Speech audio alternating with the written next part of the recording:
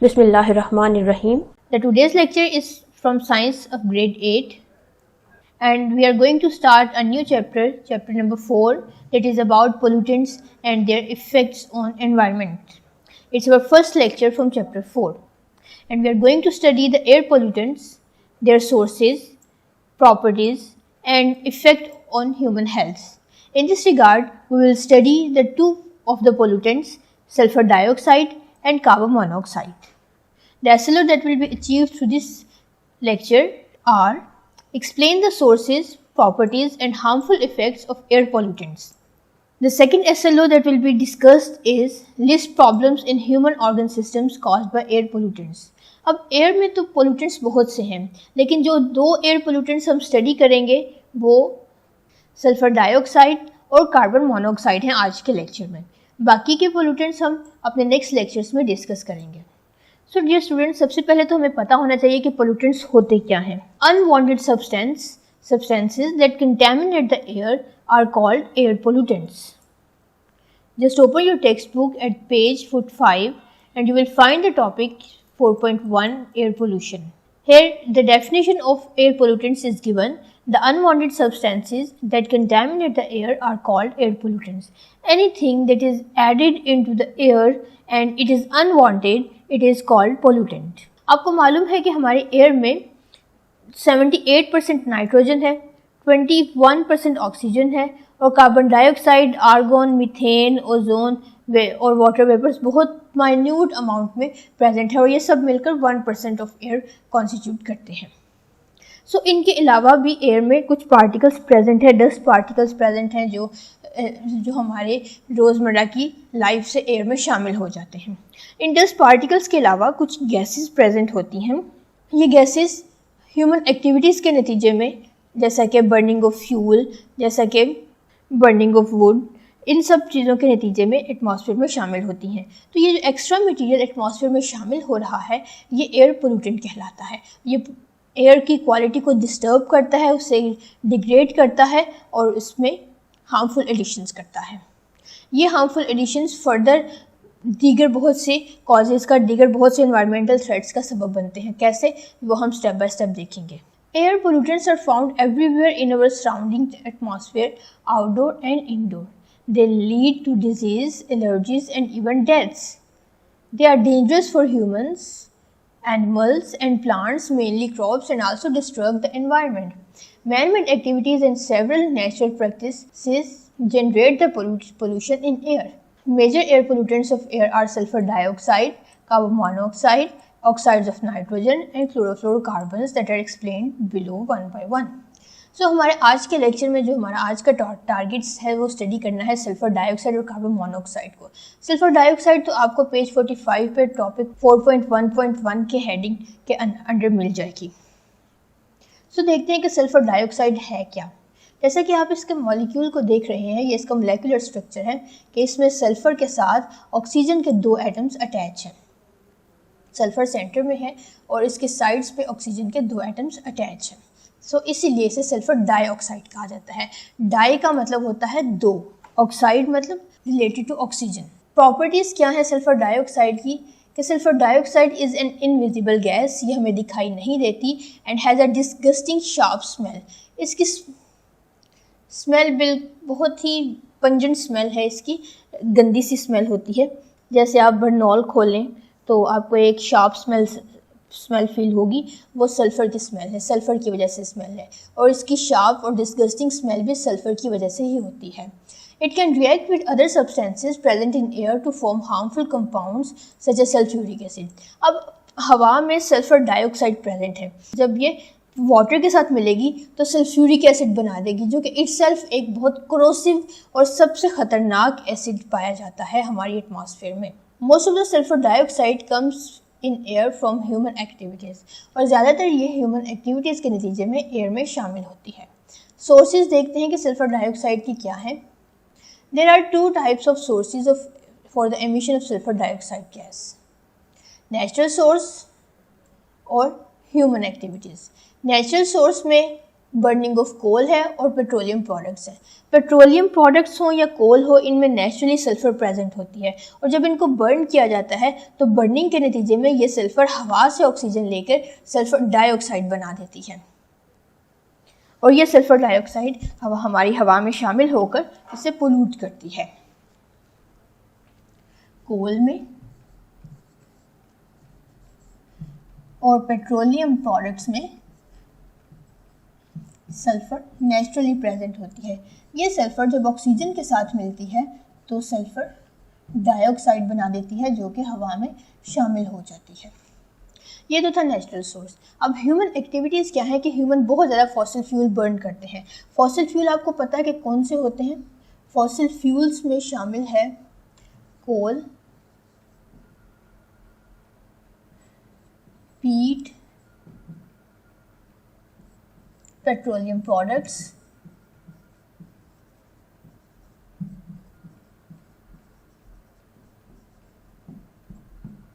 और natural gas.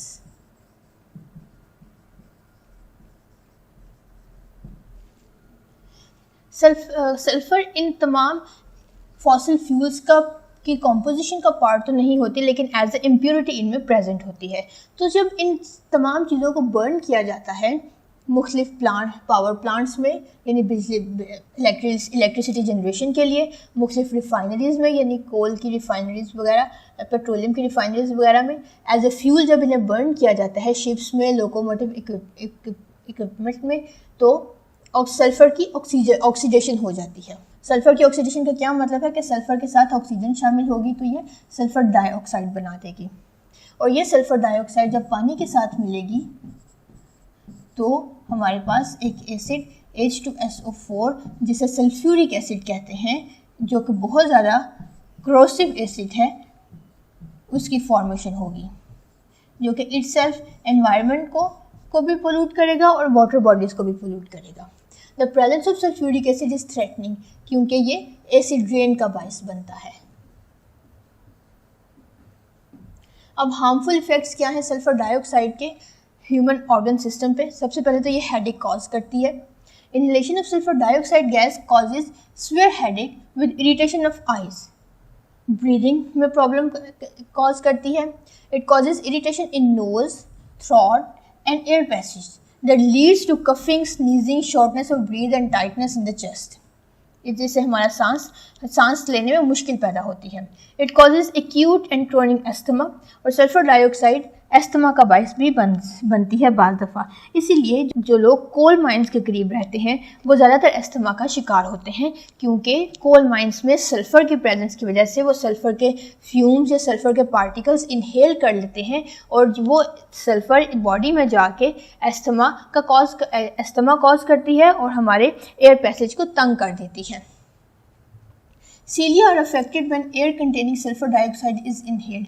आपको मालूम है और आप पढ़ भी चुके हैं कि हमारे थ्रोट में बहुत स्मॉल स्ट्रक्चर प्रेजेंट होते हैं, स्मॉल प्रोजेक्शंस प्रेजेंट होते हैं, हेयर लाइक स्ट्रक्चर हैं जिसे सीलिया कहा जाता है। ये हेयर लाइक प्रोजेक्शंस हमारे म्यूकस को बॉडी से एक्सक्रीट करने में हेल्प आउट करती हैं। जब ये सीलिया अफेक्ट होता है सल्फर डाइऑक्साइड की वजह से तो हमें ब्रीदिंग प्रॉब्लम्स जनरेट होती हैं। So sulphur dioxide breathing respiratory system के लिए बहुत ज़्यादा नुकसानदेह है और जब ये रेस्पिरेटरी सिस्टम के लिए नुकसानदेह है तो अल्टीमेटली ये लंग्स को भी अफेक्ट करेगी। Sulphur dioxide severely damages the lungs and may cause lung cancer. Chronic bronchitis and emphysema are diseases that are associated with sulfur dioxide effect on lungs. Bronchitis और एम्फिसीमा ये दोनों हमारी alveoli, bronchitis तो bronchioles की disease है। Bronchioles जब affect होती हैं, ब्रोंक्यूल्स आपको पता है कि हमारी लंग्स में ट्रैकिया की एक्सटेंशंस हैं। ये ट्रैकिया की एक्सटेंशंस ब्रोंक्यूल्स कहलाती हैं जो कि अल्टीमेटली ओपन होती हैं एल्वियोलाई में। जब ये अफेक्ट होंगी तो ब्रोंकाइटिस होगी और एम्फिसीमा। एल्वियोलाई जब अफेक्ट होगी जो कि एयर सैक्स हमारे अफेक्ट होंगे तो एम्फिसीमा की डिजीज़ की वजह बनेंगे। Are disease that associated with sulphur dioxides effect on lungs. ये दो डिजीज़ स्पेशली लंग्स में सल्फ़र की वजह से पैदा होती हैं। इसके अलावा सल्फर डाइऑक्साइड हमारे ब्रेन को भी अफेक्ट करती है। अगर हम ज़्यादा अरसे तक सल्फर डाइऑक्साइड का हमारा एक्सपोजर रहे तो ब्रेन की डेवलपमेंट डिस्टर्ब होती है और हमारी इंटेलिजेंस यानी इंटेलिजेंस पावर ह्यूमंस में रिड्यूस होती चली जाती है। ये तो थे सल्फर डाइऑक्साइड के कुछ इफेक्ट्स, उसके सोर्सेज और उसकी प्रॉपर्टीज। अब आते हैं हम अपने नेक्स्ट की पोल्यूटेंट की तरफ, जो है कार्बन मोनोऑक्साइड, और इसका फॉर्मूला है CO यानी कार्बन और ऑक्सीजन। पहले इसकी प्रॉपर्टीज देखते हैं कि क्या है।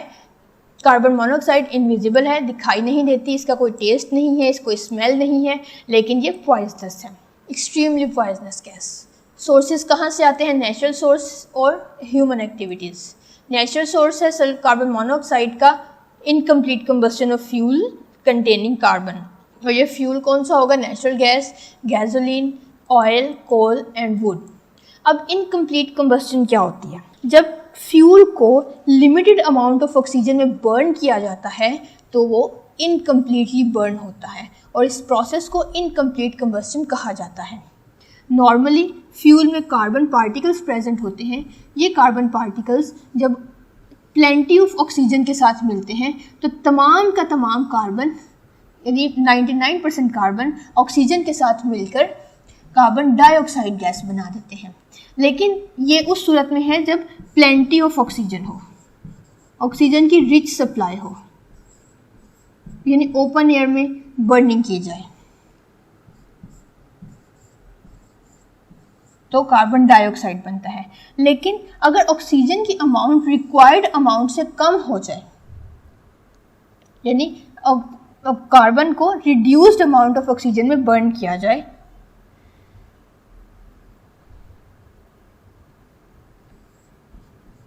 ऑक्सीजन तो हो लेकिन रिड्यूस्ड अमाउंट में हो, रिक्वायर्ड अमाउंट से कम हो, तो ये कार्बन पूरी तरह से बर्न नहीं होता। तमाम के तमाम कार्बन पार्टिकल्स ऑक्सीजन के साथ कंबाइन नहीं कर सकते क्योंकि इस ऑक्सीजन की मिकदार कम है, तो रिजल्टेंटली हमारे पास कार्बन मोनोऑक्साइड बनती है। इस प्रोसेस को कहते हैं इनकम्प्लीट कंबस्शन।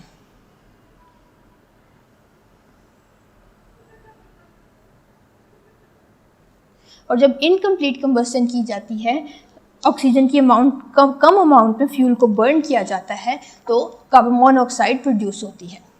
इसी तरह ह्यूमन एक्टिविटीज़ में भी जब फ्यूल बर्निंग की जाती है तो वहाँ पे ऑक्सीजन की अमाउंट वेरी करती चली जाती है, और जब ऑक्सीजन की अमाउंट रिक्वायर्ड अमाउंट से कम होती चली जाती है तो कार्बन मोनोऑक्साइड बनती है, और इसकी वजह इनकम्प्लीट कंबस्शन ही है। अब इसके हार्मफुल इफेक्ट्स क्या हैं? सर्कुलेटरी सिस्टम को अफेक्ट करती है। Inhaling the high concentration of this gas में lead to the reduction of oxygen transport in blood through haemoglobin.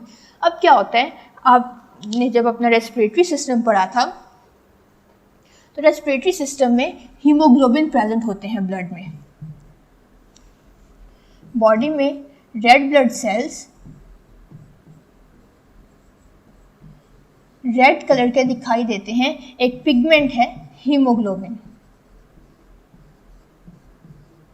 ये हीमोग्लोबिन एक्चुअली अपने साथ ऑक्सीजन को अटैच कर लेता है और इसको ट्रांसपोर्ट करता है थ्रू आउट द बॉडी।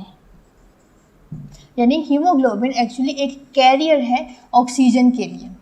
लेकिन जब हम कार्बन मोनोऑक्साइड इनहेल करते हैं तो इस ऑक्सीजन की जगह पे कार्बन मोनोऑक्साइड आ जाती है। ये ऑक्सीजन कार्बन मोनोऑक्साइड के साथ रिप्लेस हो जाती है और हीमोग्लोबिन इस कार्बन मोनोऑक्साइड को पूरी बॉडी में ट्रांसपोर्ट कर देता है। और जब ये पूरी बॉडी में ट्रांसपोर्ट कर देता है तो अल्टीमेटली जब हमारे ब्लड सेल, हमारे बॉडी सेल्स को ऑक्सीजन नहीं मिल सकेगी तो वो डेड होना शुरू हो जाएंगे, बॉडी सेल्स का डिके होना शुरू हो जाएगा, जो कि अल्टीमेटली ह्यूमन इंडिविजुअल की डेथ का बायस बनेगा। सर्कुलेटरी सिस्टम में हार्ट एक सबसे इम्पॉर्टेंट ऑर्गन है, तो जब सर्कुलेटरी सिस्टम अफेक्ट होगा तो अल्टीमेटली हार्ट भी इफेक्ट होगा। Inhalation of carbon monoxide also leads to severe chest pain in the patients with heart diseases. The chest pain is called angina. अब जो हार्ट पेशेंट्स हैं अगर उनमें ऑक्सीजन की डेफिशिएंसी हो जाए तो उनमें हार्ट अटैक के चांसेस ज़्यादा हो जाते हैं। अब इसी तरह से ये कार्बन मोनोऑक्साइड मस्कुलर सिस्टम को भी अफेक्ट करती है, क्योंकि मसल्स को अगर ऑक्सीजन नहीं मिलेगी मसल सेल्स को तो वो भी उनका डिके स्टार्ट हो जाएगा। सो इनहेलेशन ऑफ कार्बन मोनोऑक्साइड में decrease the coordination in muscles, nervous system को भी इफेक्ट करेगी। Nervous system the inhalation of carbon monoxide also damages the central nervous system in humans. The long term exposure cause unconsciousness and even death. अगर ज़्यादा अरसे तक carbon monoxide inhale किए जाए तो अनकॉन्शियसनेस यानी बेहोशी का बायस भी बन सकती है, और अगर ये बहुत ज़्यादा लंबे अरसे तक रहे तो डेथ का कॉज भी हो सकती है। हेडिक का बायस बनती है। नोजिया यानी वॉमिटिंग वगैरह जैसी कैफियत, मतली जी घबराना जैसी कैफियत का बायस बनती है। सर में दर्द शुरू हो जाता है। वनूदगी की कैफियत आ जाती है कार्बन मोनोऑक्साइड को इनहेल करने से। आइज भी इफेक्ट होती हैं। लॉन्ग टर्म एक्सपोजर में cause the loss of vision. The inhalation of carbon monoxide cause severe abdominal pain. तो ये सारे वो इफेक्ट हैं जो कार्बन मोनोऑक्साइड के ह्यूमन हेल्थ पे होते हैं।